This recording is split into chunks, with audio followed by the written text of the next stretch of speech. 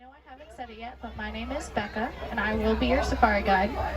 So, I'm possibly the best safari guide here. No, I'm just kidding. Well, you booed me, so I said I'm the best. Asante Sana word. Asante Sana means thank you here in Arambe, and another word we like to use is Twende, which means let's go. Jumbo everyone, my name is Becca, as a reminder. I am from Palm Beach, Florida, and I will be your safari guide on today's trip around the Harambe Wildlife Reserve. I already went over most of my safety spiels, but one thing I would like to re-point out is to remain seated. Keep your hands, arms, feet, and legs inside the vehicle. Alrighty, friends. The first part of the reserve we will be entering is the Little Aturi Forest. Key word here being forest. There's going to be a lot of trees and bushes, sometimes making it difficult to spot some of these animals.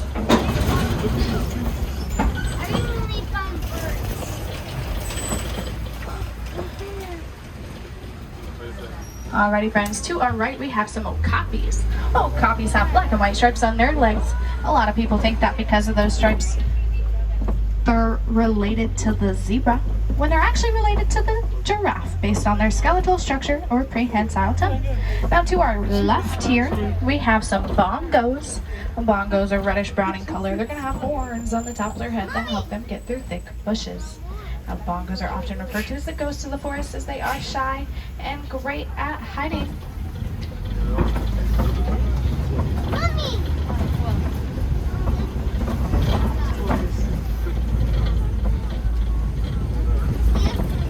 Alrighty, friends, now as we head down this way, to your left there you can see a saddle-billed stork, a black and white bird with a yellow saddle shape on its beak. There's going to be another one in the water here. Their wingspan can reach about 6 to 8 feet, which is the same width as the awning above our heads today. Now also off to the left we have a black rhino. Black rhinos can reach 3,000 pounds and run at about 35 miles per hour. They're going to have a prehensile upper lip, prehensile meaning finger-like. It's going to be pointy and it helps them grab things. Now, coming up on our right here, we're going to have a greater kudu. Greater kudu are going to be tan in color. Male greater kudu will have horns, whereas females will not. So we know that that is a female. Alright, friends. We're going to keep moving here through the forest. We already saw pretty much everything that we could see in the forest, so we're going to move on to the next part of the reserve.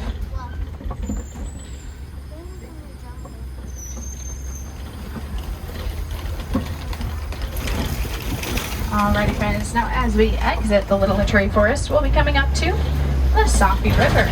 The Safi River is going to be home to some of our more aquatic animals such as the Nile crocodile and the Nile hippopotamus.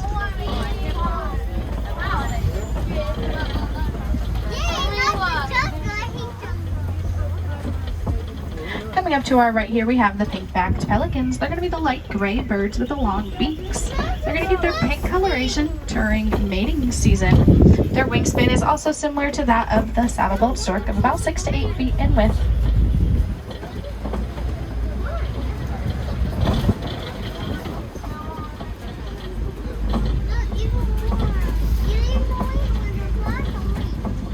As we head down this way, we're going to keep our eyes open to the water towards our left. I'm going to see if there's any animals swimming around in these waters.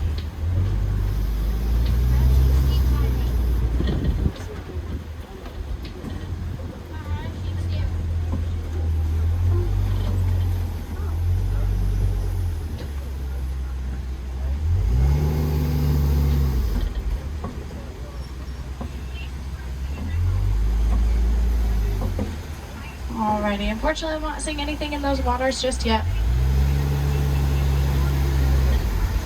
But to our left here we do have some Nile crocodiles. Nile crocodiles can reach 16 feet in length and about 500 pounds. They are pretty large. Mother and father Nile crocodiles will often roll their eggs in their mouths to help their babies hatch.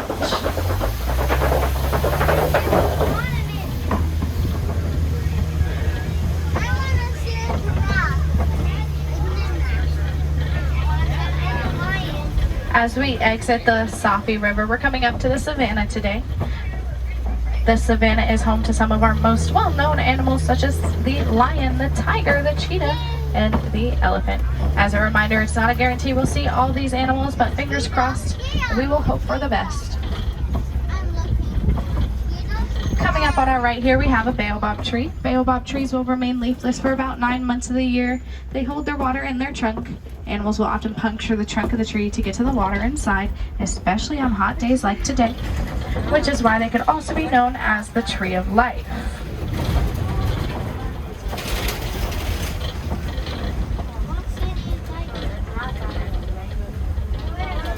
As we head down this hill, there may be a variety of different animals roaming around the savannah. I'm only going to point out the ones closest to us. If I don't point out an animal that you can definitely see, it is probably because we will get closer to it. So just keep that in mind. Coming up on our right here, we're going to have some Maasai giraffe. Maasai giraffe are going to have rough, jagged patches. That is how we know they are the Maasai giraffe over any other giraffe species. Also, no two giraffes will ever have the same patch pattern. It's kind of like our fingerprints. It's how they tell themselves apart. If you look closely at these giraffes, you can see on the top of their head they have these things called ossicones. Those are those things that look like horns. They're not actually horns though. It's part of their skeleton, so they're not going anywhere. Both them and okapis have ossicones, hence why they are related based on their skeletal structure.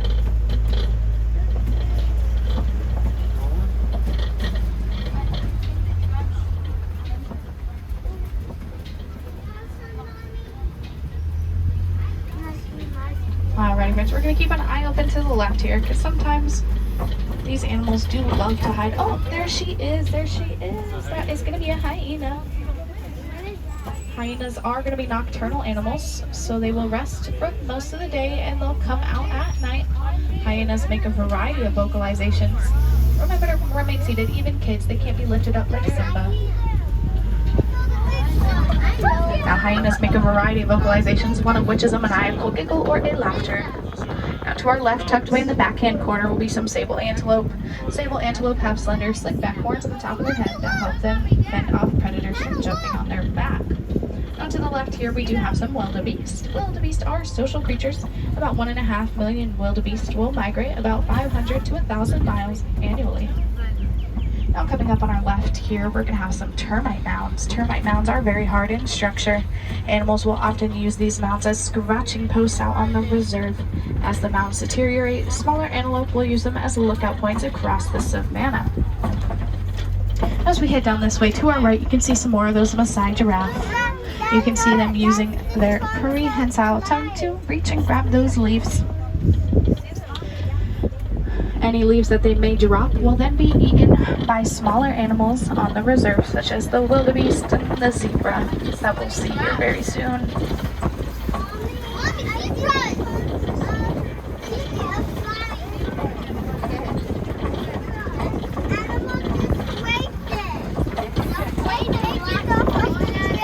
As we head down this way, the Hartman's Mountain zebra are going to be on our right. The Hartman's Mountain zebra are going to be the only zebra that have a dewlap under their neck. That dewlap aids in blood circulation and helps cool them down on hot days. Also, given the term mountain zebra, they're going to be known to be found at higher altitudes. Because they are found at higher altitudes, such as in the mountains, their heart can be about 3 times the size of a regular zebra, as it needs to help them pump more blood.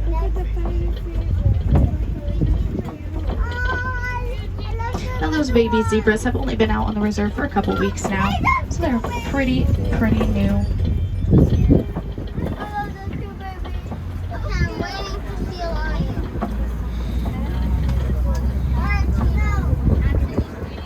Very shortly here, coming up on our left, will be some more giraffe. Now giraffe are going to be the tallest animal in the world. They can reach 16 to 20 feet tall when full grown. Baby giraffe when first born are about 6 feet tall, which is taller than I will ever be, so they have that going for them. Now a group of giraffes is called a tower. Some would say because they tower over the rest of the savannah. Also off in the distance there, by those palm trees, you can see a springbok. Springbuck are a very small gazelle. They can jump about 6 to 8 feet straight into the air and about 13 feet far in front of themselves. To put that into perspective, that is straight through this truck.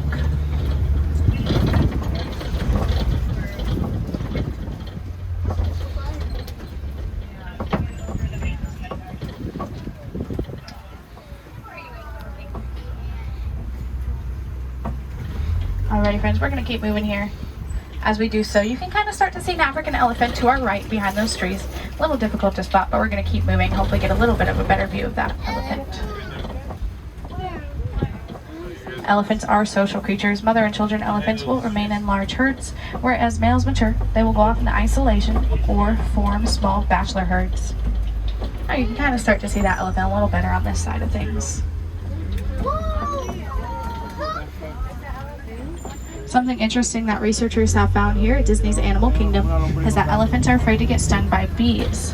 Farmers in Kenya have implemented this research by incorporating beehives to surround their crops. Farmers in Kenya, yes, I just said that. This helps out the elephants because farmers can get territorial over their crops. It also helps out the farmers because elephants are no longer eating or destroying their crops. They also get an additional cash crop of honey. So it is pretty much a win-win scenario for everybody.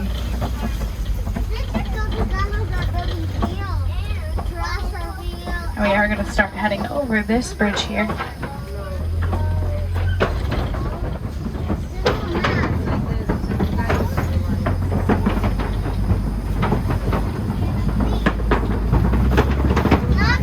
As we head down this hill, we're going to be coming up on the red clay pits. Red clay is going to be very high in minerals.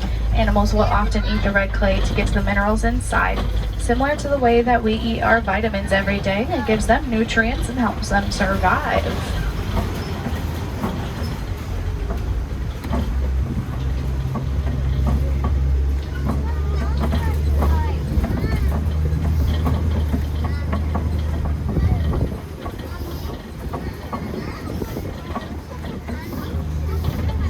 Alrighty friends, I'm starting to see some African elephants off in the distance here.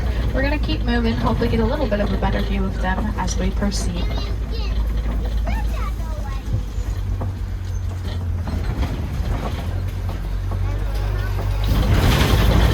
Very shortly here, coming up on our right, will be some more baobab trees. As a reminder, they can also be called the tree of life.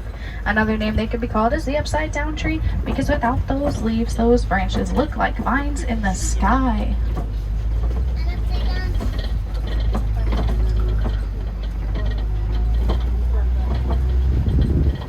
As we head down this way, hopefully we'll get a better view of those elephants. Elephants use dirt and mud as a form of natural sunblock. It cools them down and helps protect their skin from the harsh rays of the sun.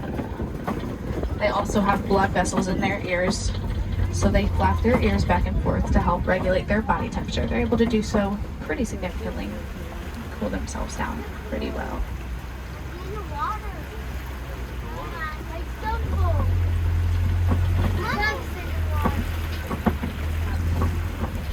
So I can kind of see those elephants. I think there might be a little hidden spot where we'll see them better. Coming up to our left though, we will have some greater flamingo. Greater flamingo are the largest, but the least pink of the flamingo species.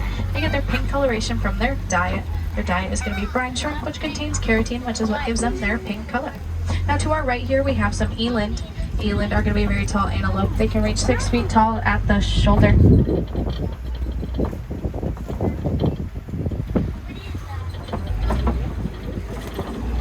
As we head this way through these rocks, I believe, hopefully we'll be able to see those elephants. If we are able to see those elephants, they'll be immediately to our left as we pass through these rocks.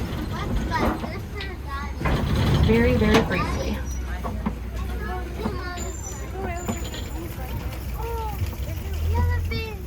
And as we keep on moving here, to our left now, we will have some white rhinos.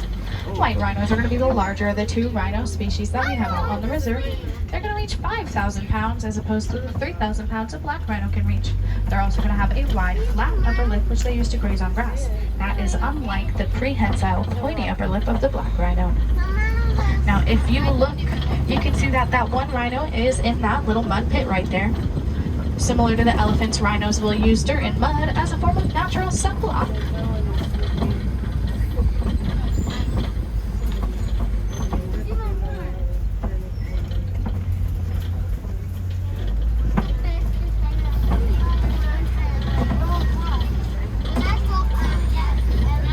As we keep moving down this way, we're going to keep our eyes open and peeled to the left. We have one special animal over there that loves to hide and blend in with their surroundings.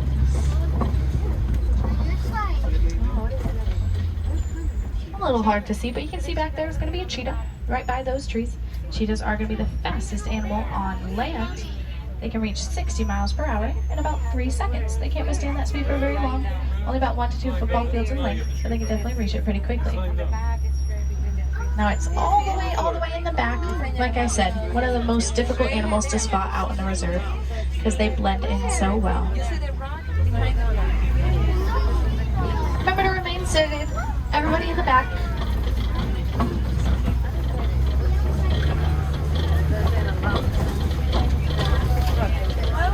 Now these are going to be the Kopi rocks here. The Kopi rocks are a rock formation used by animals such as the lion to get a good lookout point across the savannah. Now if you look at that rock right by that tree, you can kind of see the male lion's mane peeking out. So we're going to move around these rocks, hopefully get a better view at that lion. So just bear with me guys as we head around the rocks. Everybody must remain seated, even kids. They cannot switch spots. I can't keep saying this. I can't make stops for animals if everybody can't remain seated. To our right, we have another white rhino.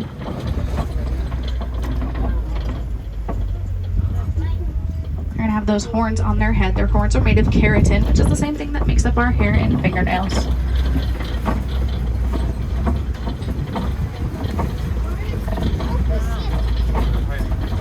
Like I said, you can kind of see those lions peeking out by those trees. A little difficult to spot. They're trying to hide in the shade there.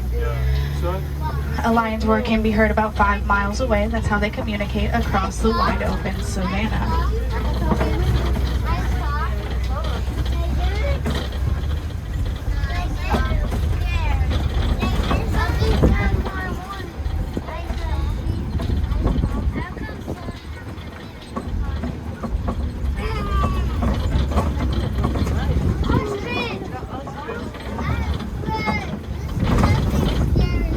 Alrighty friends, as we keep on moving this way, coming up on our right will be some ostrich eggs. Now a single ostrich egg can weigh about 3 pounds. That's the same weight as about 2 dozen regular eggs. They're also pretty sturdy. They can withstand the weight of an adult ostrich standing on top of them. That comes in handy when your parents are ostrich. Ostrich can get a little clumsy at times.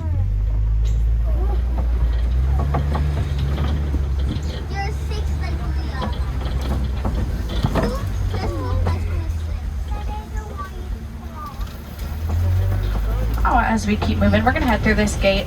As we do so, we're going to be exiting the savannah and coming up to the Magadi Glen. The Magadi Glen is home to the warden's post here on the reserve. The warden does like to raise some Nigerian dwarf goats that we'll see here momentarily. These goats are full grown. They will not get any bigger than that. They produce a sweet milk which can be used for dairy products and soap making. Also off to the left here, you can see that yellow wooden box. That's going to be one of those beehives I was talking about. Farmers using in Kenya to help fend off predators from eating or destroying their crops.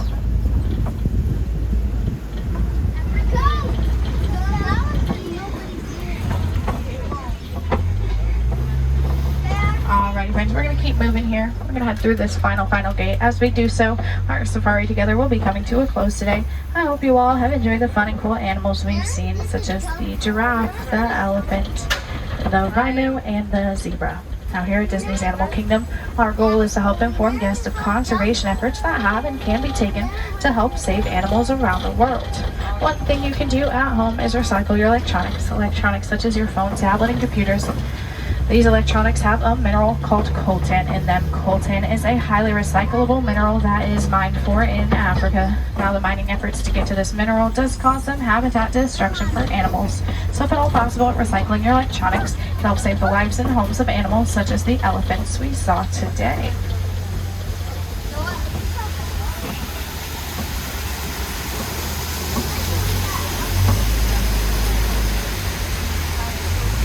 As we head this way, we will be approaching the exit docks. Make sure to grab all of your belongings. This includes your phone, your keys, your wallet, your bags, and your purses. Anything that you brought with you onto the truck, please take with you off of the truck. If I have any Wilderness Explorers on board, this is the Simba one. I repeat, this is the Simba one.